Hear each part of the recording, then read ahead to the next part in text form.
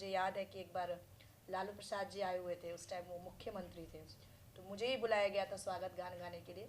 मैं गा के सामने बैठी हुई थी, उन्होंने मुझे मंच पे बुलाया और उनको एक शॉल दिया गया था, शॉल से उनको सम्मानित किया गया था लालू जी को।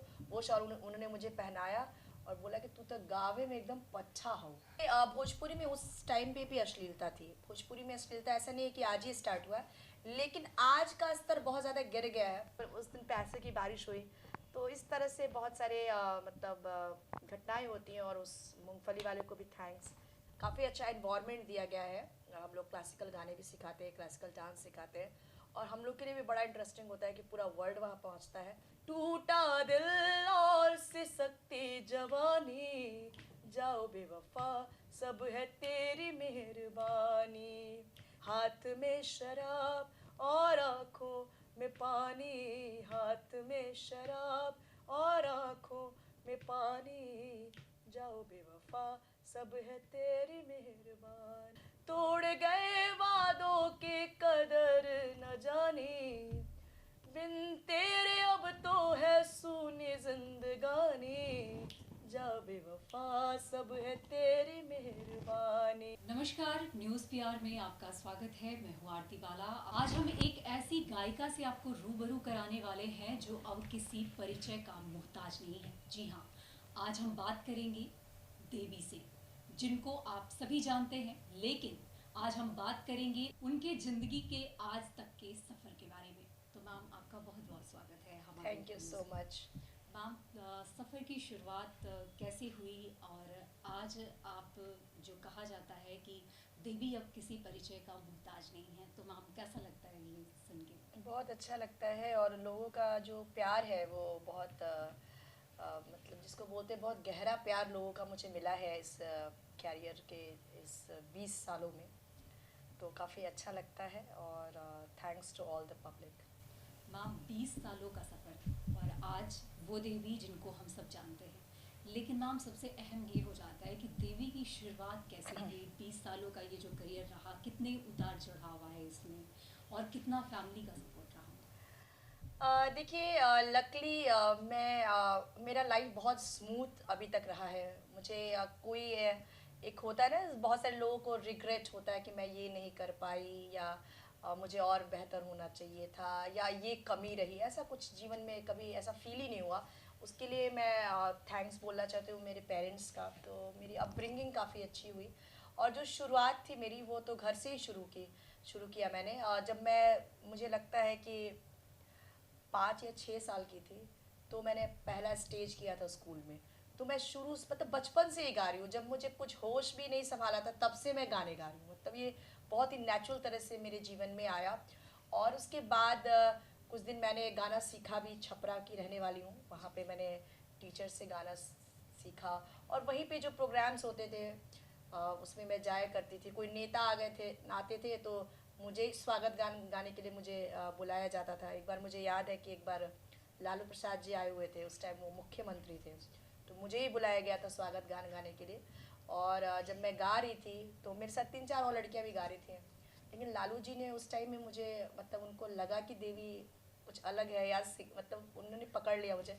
और जब मैं गा के सामने बैठी हुई थी, उन्होंने मुझे मंच पे बुलाया और उनको एक शॉल दिया गया था, शॉल से उनको सम्मानित किया गया था लालू जी को। वो शॉल उन्होंने मुझे पहनाया और बोला कि तू तो गावे में एकदम पच्छा हो।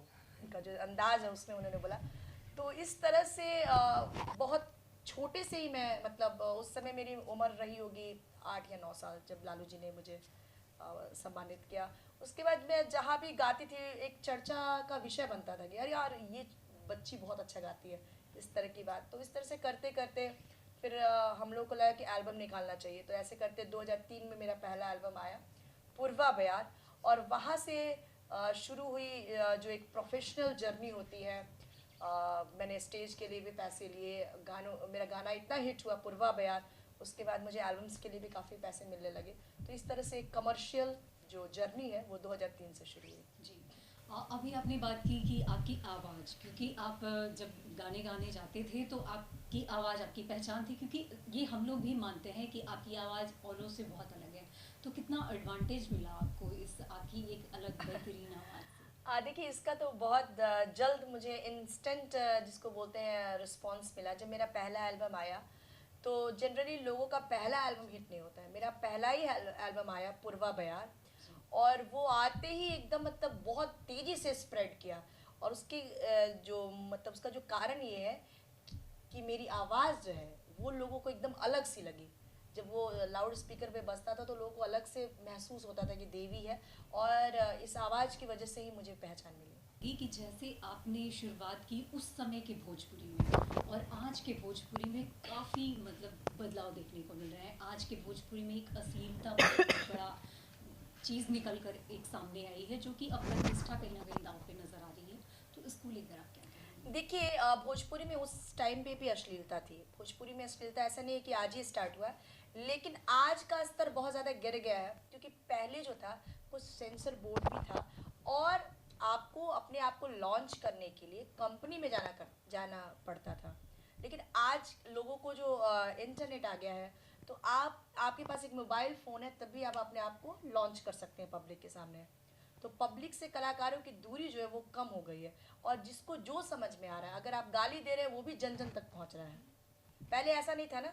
पहले ऐसा नहीं था कि कोई गाली दे रहा है तो वो आपको सोशल मीडिया पे, था ही नहीं पहले सोशल मीडिया। टीवी चैनल्स होते थे या फिर कंपनियां होती थी। तो जो अभी क्या हो गया है ना, कि जिसको जो समझ में आ रहा है, जो मन कर रहा है, वो लोगों के बीच पहुंच रहा है, इसलिए भोजपुरी का स्तर काफ़ी ज़्यादा गिर गया है।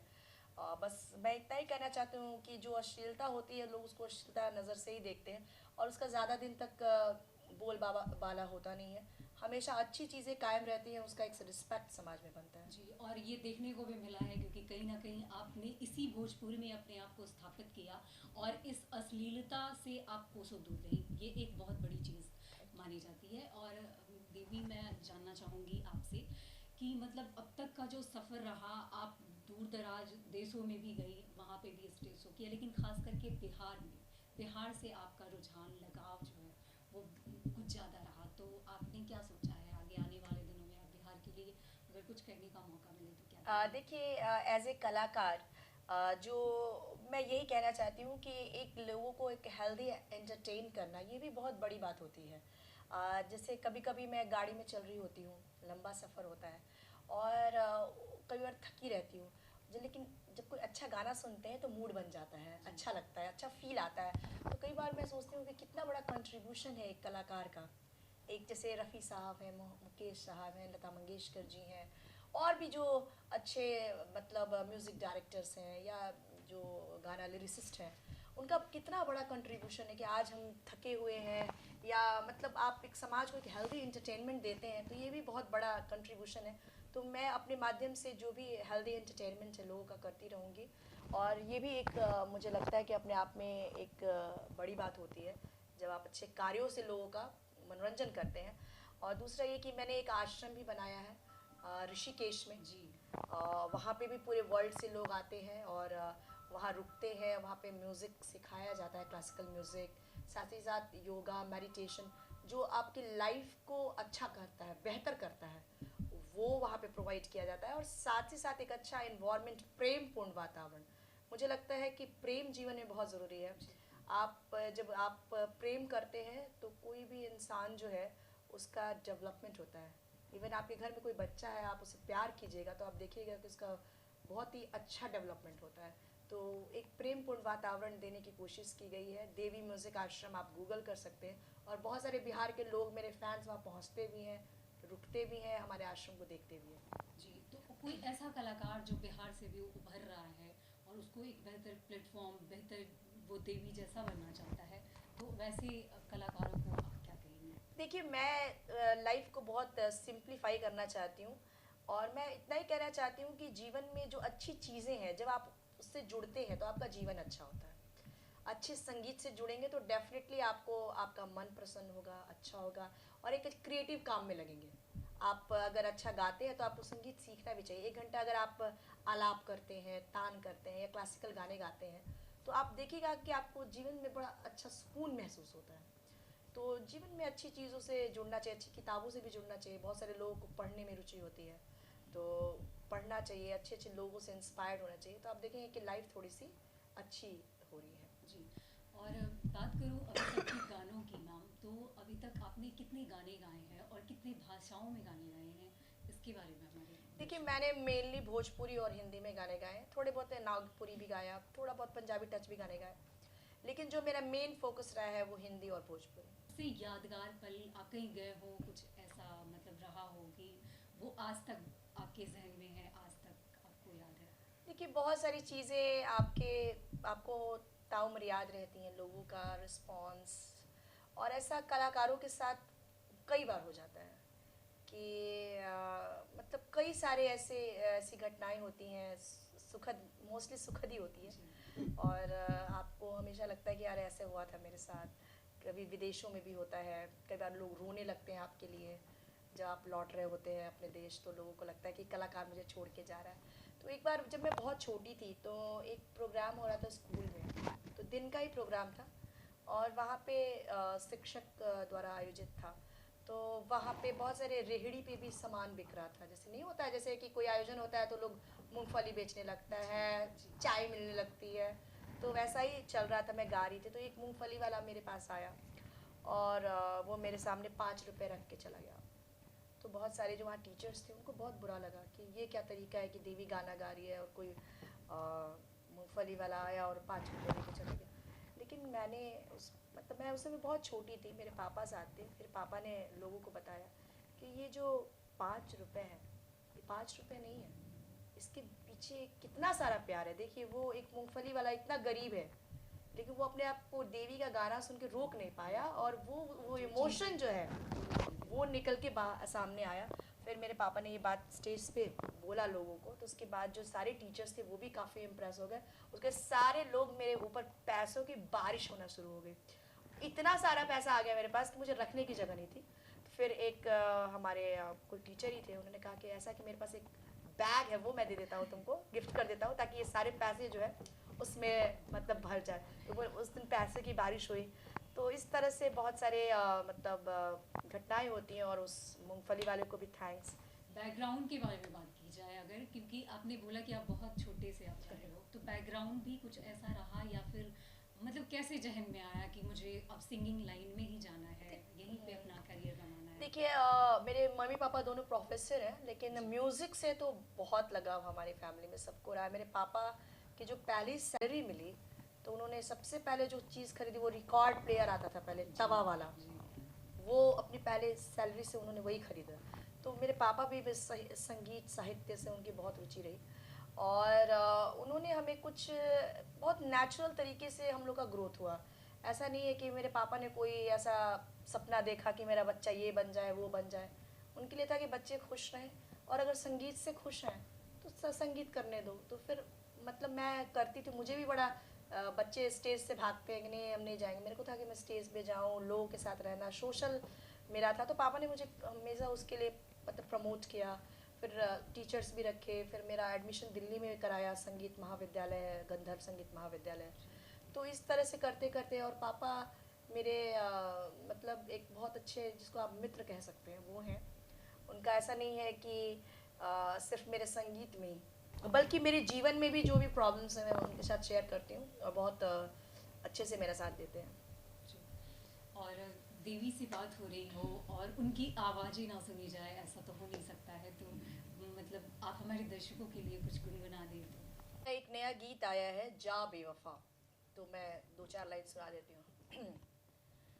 हाथ में शराब और आँखों में पानी, हाथ में शराब और आँखों में पानी, जा बेवफा सब है तेरी मेहरबानी, जाओ बेवफा सब है तेरी मेहरबानी, टूटा दिल और सिसकती जवानी, टूटा दिल और सिसकती जवानी, जाओ बेवफा सब है तेरी मेहरबानी, जाओ बेवफा सब है तेरी मेहरबानी, तेरे लिए ही मैंने सारा जग छोड़ा, क्यों बेवफा तूने दिल मेरा तोड़ा, तेरे लिए ही मैंने सारा जग छोड़ा, क्यों बेवफा तूने दिल मेरा तोड़ा, तोड़ गए वादों के कदर न जाने, बिन तेरे अब तो है सूनी जिंदगानी, जा बेवफा सब है तेरी मेहरबानी, टूटा दिल और सिसकती जवानी, जा बेवफा सब है तेरी मेहरबानी, हाथ में शराब और आँखों में पानी, हाथ में शराब और आँखों में पानी, जाओ बेवफा सब है तेरी मेहरबानी। बहुत ही बेहतरीन तो सुना आपने। ऋषिकेश में आपने ठिकाना बनाया है, ऋषिकेश से क्या ऐसा जुड़ाव रहा कि आपने सोचा कि ऋषिकेश में हमको ठिकाना बनाना चाहिए? देखिए, ऋषिकेश बड़ी अच्छी जगह है। वहाँ माँ गंगे हैं, पहाड़ है और बड़ा स्पिरिचुअल वहाँ पे इन्वायरमेंट रहता है। जब मैं बहुत छोटी थी, हम लोग भाई बहन हैं 3-4, तो मेरे पापा को जब छुट्टी मिलती थी गर्मी के दिनों में, मेरे पापा प्रोफेसर है कॉलेज में, फिलोसफी की, मम्मी बॉटनी पढ़ाती थी, तो वो लोग हम लोग को ऋषिकेश लेके जाते थे, महीनों रहते थे हम लोग। और कुछ लगाव उस जगह से हुआ और फिर लगा कि यहाँ कुछ करना चाहिए, तो हम लोगों ने एक 11-12 साल पहले वहाँ पे एक आश्रम इस्टेब्लिश किया, देवी म्यूज़िक आश्रम। और पूरे वर्ल्ड से लोग आते हैं, बिहार के और झारखंड के भी लोग वहाँ पहुँचते हैं और वहाँ रुकते हैं और संगीत से जुड़ते हैं। वहाँ पे काफ़ी अच्छा इन्वायरमेंट दिया गया है। हम लोग क्लासिकल गाने भी सिखाते हैं, क्लासिकल डांस सिखाते हैं और हम लोग के लिए भी बड़ा इंटरेस्टिंग होता है कि पूरा वर्ल्ड वहाँ पहुँचता है और एक दूसरे से सीखने का कुछ मौका मिलता है। एक प्रेमपूर्ण वातावरण जो है वो देने की कोशिश की गई है। बिहार के ऐसे उभरते कलाकार जो मतलब एक सही प्लेटफॉर्म की तलाश में हैं, उनके लिए आप क्या कहना चाहेंगे?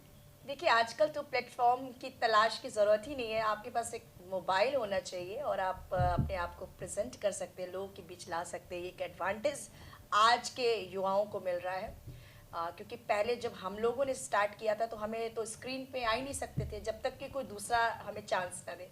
लेकिन अब ऐसी बात नहीं है, लोग ज़्यादा फ्री हो गए हैं। बस इतना कहना चाहती हूँ कि अच्छे संगीत से जुड़िए। अच्छा संगीत आपके जीवन को बहुत उन्नत करता है, मूड अच्छा कर देता है।